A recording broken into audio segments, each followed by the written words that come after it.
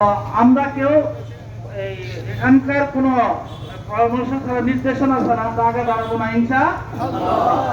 একটু অপেক্ষা করি আর 2-4-5 মিনিট। সম্মানিত সাথী বন্ধুগণ, আপনারা জানেন সিংগাইরে এতাতি সাতপন্থীরা যে মার্কাজটা ব্যবহার করে, এই মার্কাজ আমাদের হালাল টাকা দিয়ে নির্মিত। এই মার্কাজ তারা দখল করে রেখেছে। আমরা আজকে সম্মেলন থেকে পরিষ্কার ঘোষণা দিতে চাই, এই মার্কাজ আগামীতে আর এক দিনের জন্য সাত বাহিনীকে ব্যবহার করতে দেওয়া হবে না ইনশাআল্লাহ।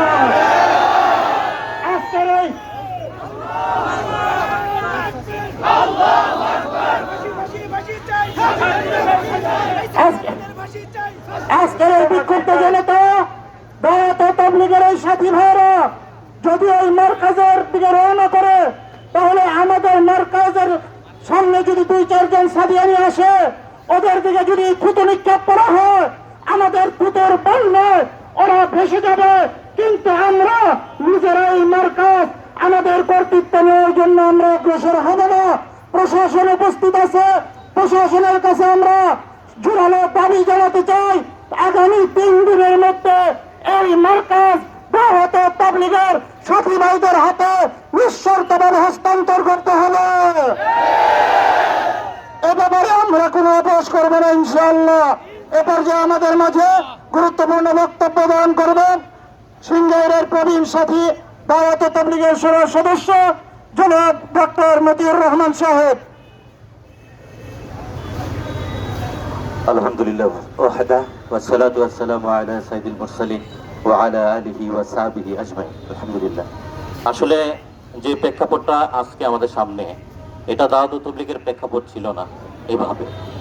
তো আসলে যুগে যুগে যে সবচেয়ে যে বড় বিষয়টা সেটা হলো সত্যকে বিকৃত করার যে অপপ্রয়াস যুগে যুগে আসছে, এটা কখনোই এটাকে প্রতিষ্ঠিত করতে পারে নাই। কারণ সত্যের পক্ষে যারা ছিলেন নবী আলাইহিস সালামের মতো এবং তাদের ওয়ারিস যারা ছিলেন উলামায়ে কেরাম, তারা এটা যুগে যুগে এইভাবে রুখে দিয়েছে। তো আসলে উলামায়ে কেরাম এই জামাত থেকে কখনোই বিচ্ছিন্ন ছিল না। তাদের যে একটা অপপ্রচার ছিল, অর্থাৎ তারা যে সবসময় বলতো তাদের মতামতকে, তাদের আকীদাকে, তাদের অপপ্রয়াসকে প্রতিষ্ঠিত করার জন্য সব ধরনের পন্থা তারা অবলম্বন করবে। তার মধ্যে অন্যতম একটা ছিল যে উলামায়ে কেরামকে এই হক থেকে বিচ্ছিন্ন করা। তো আসলে এই কাজের সাথে উলামায়ে কেরাম সবসময় ছিল, কিন্তু এই কাজের তরতিবটা এরকম ছিল যে উলামায়ে কেরাম তাদের যে চিন্তা চেতনা, তাদের যে বুদ্ধিদীপ্ততা ছিল, এই কাজকে পরিচ্ছন্ন করার জন্য এটা তারা পিছন থেকে করতেন। প্রথম ইজতেমা, আমাদের প্রথম যে কাজের বাণী হযরত ইলিয়াস রাহমাতুল্লাহ আলাইহি যখন প্রথম ইজতেমা করলেন, তো তখন যে প্রথম ইজতেমা ছিল ওনার মৃত্যুর 1 বছর আগে, এটা অনেকে জানেন ওনার মালফুজাতের মধ্যে আসছে যে সেখানে সেই সময়ে আওলাদে রাসূল হযরত হুসাইন আহমদ মাদানী রাহমাতুল্লাহ আলাইহি, উনি রাজনৈতিক ব্যক্তিত্ব ছিলেন। সেই প্রথম ইজতেমায় উনি জুমার নামাজের ইমামতি করছেন। সেই সময় প্রখ্যাত আলেম দ্বীন এবং ফতুয়ার মধ্যে সর্বাগ্যে সর্বজন বিদিত ছিলেন হযরত কিফায়াতুল্লাহ রাহমাতুল্লাহ আলাইহি, উনি জুমার পরে বয়ান করছেন। ওনারা কেউ এই যেভাবে তাবলীগ চলছে, যে নেয়াজে চলছে, এর কেউ সাথে ছিলেন না। অথচ উলামায়ে কেরাম এই কাজ থেকে সামলাইছেন প্রথম থেকেই।